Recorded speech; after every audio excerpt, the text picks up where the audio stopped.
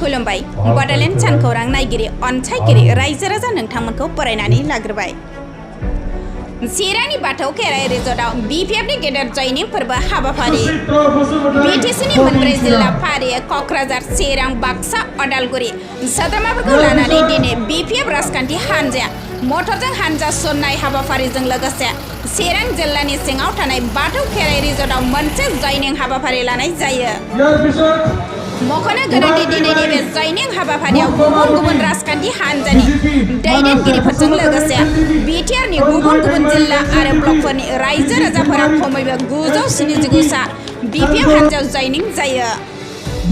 बाथौ खेराइ रिजर्टआव खुंफुंनाय बे जयनिं हाबाफारियाव बिटिसिनि बारग' गाहाय मावफुं सोद्रोमा हाग्रामा महिलारिया जयनिं जागिरि सोद्रोमाफोरखौ गांसे गांसे बिपिएफनि फालि गोदोनायाव आलायना बरायनानै लायो।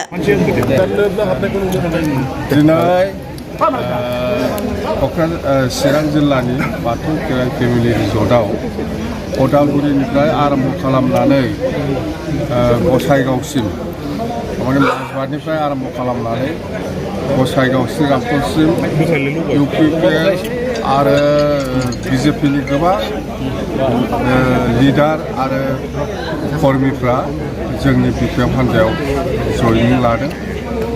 बेखौ बयबो मिथिगौ जे दिनै इउपिपिएलानो जा बा सोरबा बिटिसि ओनसोलाव माने इउपिपिएलादि सरकार सालायनो रोङाखै। बेनि थाखायनो दिनै बिटिसि ओनसोलनि गोबां बिजेपिफ्राबो आरो गोबां इउपिपिएलनि कर्मि लिडारफ्रा जोंनि बिपिएफ हान्जायाव हाबगासिनो दं। बेयो दिनैनिल' खोथा नङा, आरो हाबबावगोन गोबां हाबबावगोन। दिनै नुनो मोन्दों तामुलपुर जिल्लानि सेक्रेटारि इउपिपिएलनि सेक्रेटारि आगोलाव तामुलपुरनिनो आबसुनि प्रेसिडेन्टमोन नामा मथथे बेबो बिथाङाबो खोथा होदों तामुलपुराव 5000+ इउपिपिएलनि कर्मि आरो बिजेपिनि कर्मिखौ डिसेम्बरनि गेजेराव बिथाङा जोंनि बिपिएफ हान्जायाव बारस्लायहोगोन होननानै खोथा होदों।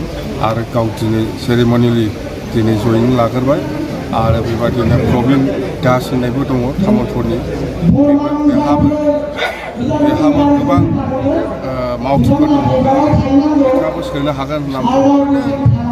आरो बासुगावनिफ्राय क'क्राझार टाउननिफ्राय बिजेपिनि गोबां कर्मिफोर हाबदों।